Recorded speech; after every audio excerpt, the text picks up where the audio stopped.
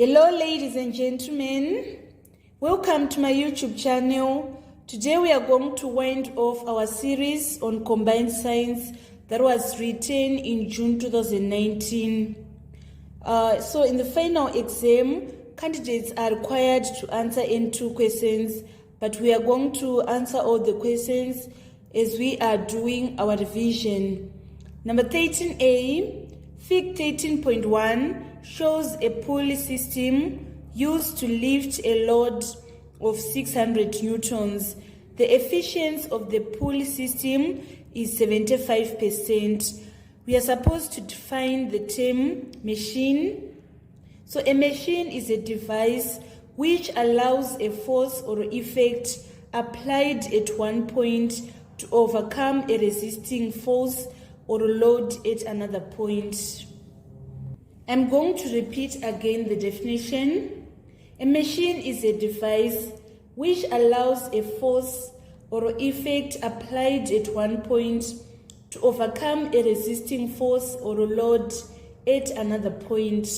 And then on part 2, we are supposed to calculate the mechanical advantage of the pulley system.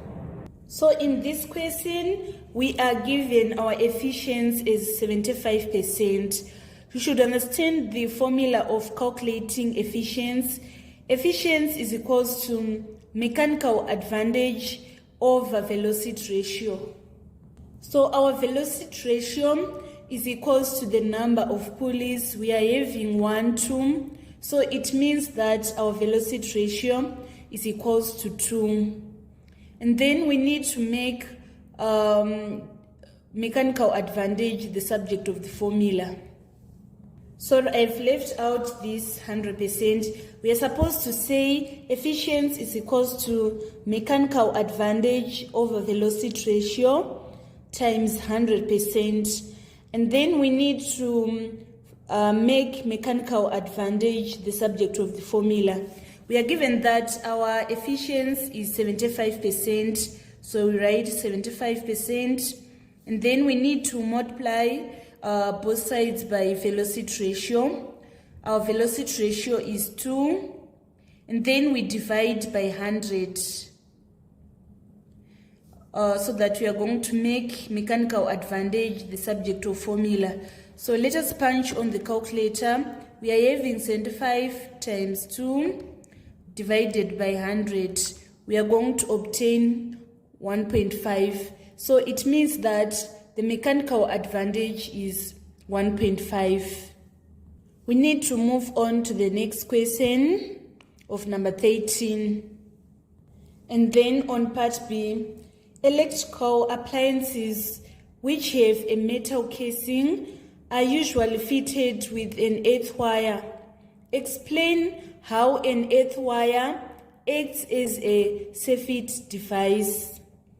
So this is how the earth wire works. Any leakage of electric current can be transferred to the ground. This prevents any electric shock. Earth wire has minimum potential, so electric current can easily flow through these wires to the ground. Let me explain again. Any leakages of electric current can be transferred to the ground. This prevents an electric shock. Earth wire have minimum potential, so electric current can easily flow through these wires to the ground. And then on part C, we are supposed to define the term mass. So mass is amount of matter that is present in an object or a board. And then on part 2, we are supposed to define the term weight. Weight is the force acting on an object due to gravity. So mass and weight are two different things. Mass is a scalar, whilst weight is a vector, because in weight we are having direction, and then in scalar we don't have direction. In the mass we don't have direction. So this is the main difference between mass and weight. Mass is an example of scalar, while least weight is an example of a vector. And then finally on number 13, we are supposed to define momentum. Momentum is the measurement of mass in motion. That was all about number 13. Let us move on to number 14. Number 14a, Fig 14.1 shows how the length of glass rod was measured. We are supposed to name the instrument used. So this instrument is known as vernier caliper. So that is the spelling for vernier caliper. Then we need to move on to the next question. Let us move on to number 14a, part 2. We are supposed to state the length of the glass rod. We need to take our reading at this point. So here it is going to be 1 point. And then we count 1, 2, 3. And then we are going to take this 5 because this line is intersecting with the other side at 5. So our answer is going to be 1.35 millimeters. That is going to be our reading. And then on part 3, we are supposed to state the Newton's third law of motion. So the third law of motion states that for every action, there is an equal and opposite reaction. And then on part 4, we are supposed to explain what happens when a person sits on a chair in terms of Newton's third law of motion. So according to Newton, whenever objects A and B interact with each other, they exert a force on each other. When you sit on a chair, your board exerts a downward force on the chair, and the chair exerts an upward force on your board. Let me explain again part 4. We are supposed to explain what happens when a person sits on a chair in terms of Newton's third law of motion. So the third law of motion of Newton, it said that for every action there is an equal and opposite reaction. So whenever objects A and B interact with each other, they are going to exert forces upon each other. When you sit on a chair, your board exerts a downward force on the chair, and the chair is going to exert an upward force on your board. And then on part B, we are supposed to calculate the acceleration of the object, given that a force of 300 newtons pulls an object of mass 60 kg along a horizontal surface. So the formula of acceleration is equals to force over mass. So here our force is 300 newtons, and then the mass is 60 kgs. If you say 300 divided by 60, we are going to get 5. And acceleration is measured in meters per second squared. That is going to be our answer. Let us move on to B part 2. And then on B part 2, we are supposed to state whether the acceleration value in C part 1 is higher or lower than the practical value. So it is higher than the practical value, since here we are not considering friction.